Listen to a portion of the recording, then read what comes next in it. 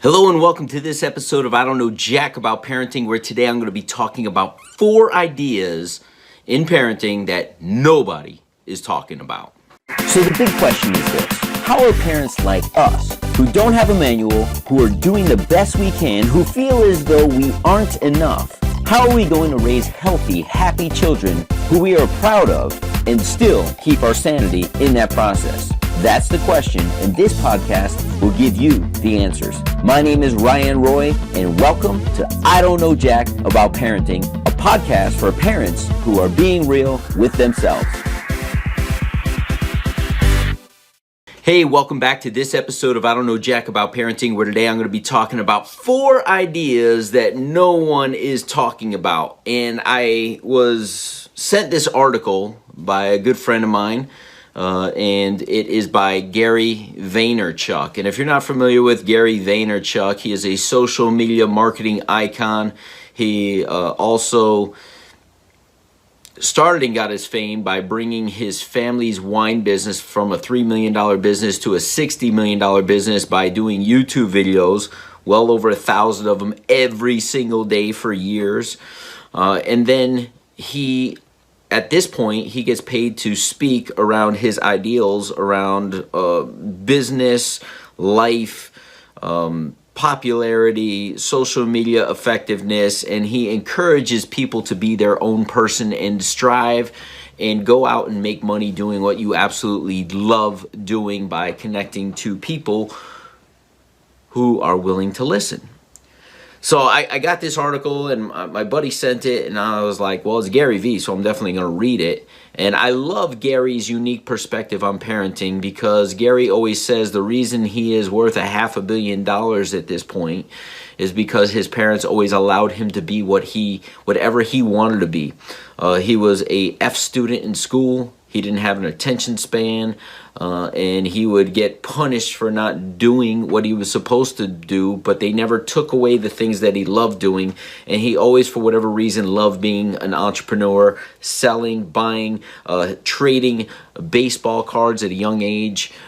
He always found comfort and a thrill in barter business from a very young age, and his parents allowed him to develop those skills by encouraging him while still holding him accountable to not do the things that he was supposed to do. So he wasn't the best student, he wasn't the best kid, but he believes that his parents pouring into him in a certain way and allowing him to dream is why he still continues to dream today and encourages others people to dream.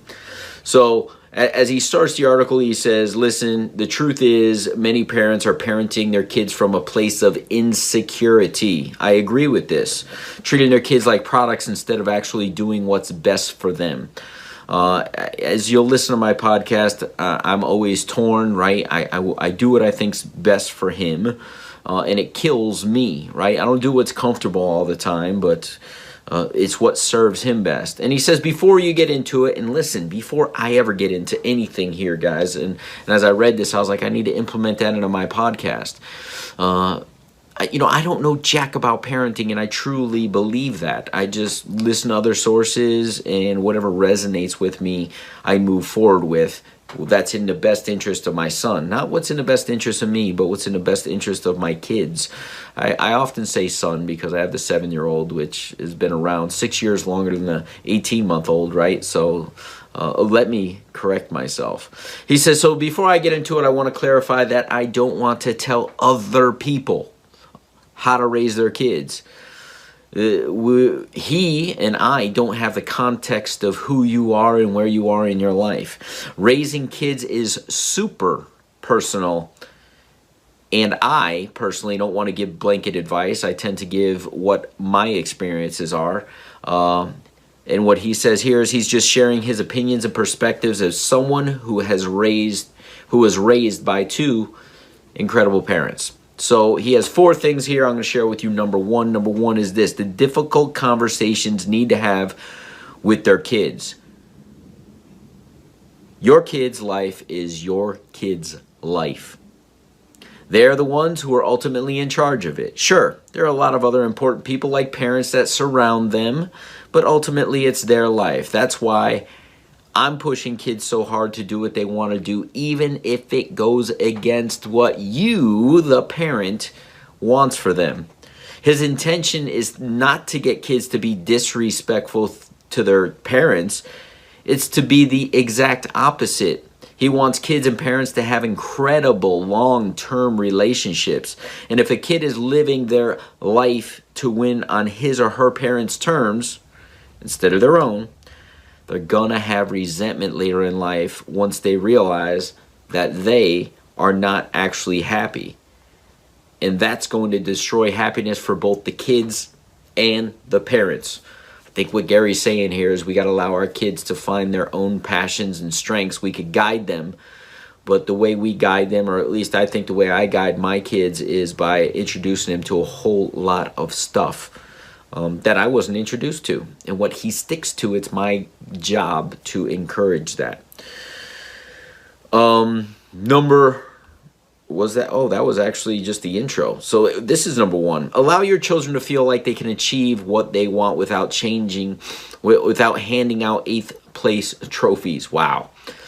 It doesn't matter if your kids want to be music producers or basketball players or anything else. As a parent, creating permission is an important idea. If you as a parent say, yes, you can do this, it's a big deal. And you will make a huge difference in how much they believe in themselves. It's how his mom treated him, and it's how he treats his employees. When he hires someone, he's incredibly positive and blindly belief in their potential. He trusts them to execute, and he'll hype them up and encourage them as much as he possibly can. But at the same time, he balances that with not handing out 8th place trophies. If your kids want to be producers and they put something out on YouTube and everyone says it sucks, you look at them and say, you know what? The market says that you sucked. So let's try again. It's a balance between having blind faith in them and their abilities, but at the same time letting them and the results be the results themselves. He says it's stunning how many parents do the reverse. They tell their kid that they probably won't be a great soccer player, but tell them they did a great job when they lost 8-0. Many parents don't understand the idea that you can hold your kids accountable for losses and mistakes without making them feel bad about who they are. For example, his mother never made him feel bad about not doing good at school. He never felt like he sucked for not being a good student, but he did get a grounding every time his report card came out. His mother made it clear that there was a price to be paid for not delivering on good grades, and if he didn't deliver, he had to pay the price. It was encouragement balanced with practicality, and it's important to create friction between the two to put the kids in a good position to win. I mean, this is... It sounds so logical, but so many people, as he said, are doing the opposite. So number 2, stop using your kid's success to fix... Parents, listen to this one. Stop using your kid's success to fix your own insecurities. So this is the time and age where this week in Hollywood, there were some parents that were involved in a college scandal. The parents paid for their kids to get into the best colleges. There's a couple huge problems from Gary's perspective, and I happen to agree, but I'm just sharing his thoughts. When you do something like that, you mess your kids up. A lot of people talk about how bribing a college to get your kid a seat takes away from seats from other kids, which is true, but the kid who got the seat through the bribe is also getting messed up for a lot of reasons. They're creating a fake environment for their kids, and when you reward people for behavior not based on their own merit, you create a huge vulnerability for them later in life. They're showing that they care about what other parents think about their children more than their actual success of their own children. And when you use your kids' accomplishments as a source of your own self-esteem, you end up treating them like products more than children. Please let your kids win on their own terms. Listen, on their own terms, not your own terms. And you'll be better off. Number 3, he says react instead of force. I would say respond, but his word was react. My parents were unbelievably supportive in his ambitions, but they never forced him down any path. There's a big difference between the ideas of reacting and forcing, or responding and reforcing, that a lot of parents just don't get. Reacting means giving your kid permission to explore. It means giving your kid a little bit of rope. If your child is selling shoes or lemonade and they're young, all you need to do is react to the fact that they're already entrepreneurs and give them a lot of rope. Same applies if your kid is really into baseball or soccer, art, or anything else. Reacting is about giving your kid encouragement and support around something they're already drawn to. It's building up steam around those actions. When Gary was young, he would rip flowers out of the people's yards, and then he would go and knock on their door and sell it back to them. He was making thousands of dollars every weekend selling baseball cards at one point. His parents' idea was to encourage him to explore that side of himself. You can enroll them in theater class or violin class or painting class or something else to see if they like it. But there's a big difference between doing that versus forcing them down a path because it makes you feel good as a parent. See, like Gary, my kids are still young. So right now, all he's doing is listening. He's watching. I'm listening. I'm watching. Seeing what they're drawn to so he could create a supportive infrastructure around whatever they're drawn to later in life.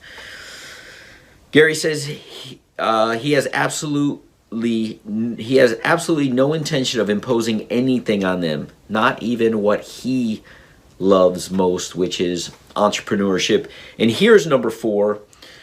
Stop judging micro moments that don't really matter. See, many of the things that parents overemphasize or judge themselves for don't actually matter. Parents tell themselves they're going to go to every little league game and never miss a kid's recital. I'm actually one of those guys. Yet they undermine their self-esteem and happiness in other ways. I hope I'm not that guy. Personally, I know I'm not going to be at every recital, Gary says, or Little League game, nor does he feel as though he needs to be. Little background on him. His father worked pretty much 100 hours, it seems like, in the liquor store, the family liquor store. So he saw his father very little, but he knew his father loved him and supported his things. So I imagine we do what we're taught. And if his father, for lack of a better term, was a workaholic, I'm not putting any negative term on that. It's what he was passionate about. Gary tends to be, for lack of a better term, a workaholic. He says it's in his DNA. So I could see why he's like, I don't need to be at every Little League game. Why? Because my dad wasn't there and I turned out just fine. I had my dad's support. See, he says, I care a lot more about being there for his kids when they really need him. He cares more about turning his kids into emotional ninjas who have enormous self-esteem, empathy for others, and know how to use adversity to their advantage. And then he sends us and does a redirect. So if you want to hear more about what my thoughts are, what I've created over 80 episodes of this podcast, please subscribe. Please go to iTunes, subscribe to it. Go to my website, get my book for free, Be the Dad You Wish You Had, because I am in alignment with a lot of things that Gary says. I'm not nearly as successful as Gary, but I love his thought process, and he and I have two different value systems. But when it comes to our kids, I think we are almost in complete alignment based on the context of where we came from. So I don't know jack about parenting, so I'll tell you how much I don't know in our next episode. Do you want to be the dad you wish you had? If so, go get my free book, Be the Dad You Wish You Had, at BeTheDadYouWishYouHad.com. Inside, you'll find my most effective 40 tips to quickly and easily transform yourself into the ideal dad. Go to BeTheDadYouWishYouHad.com now and get it while it's free.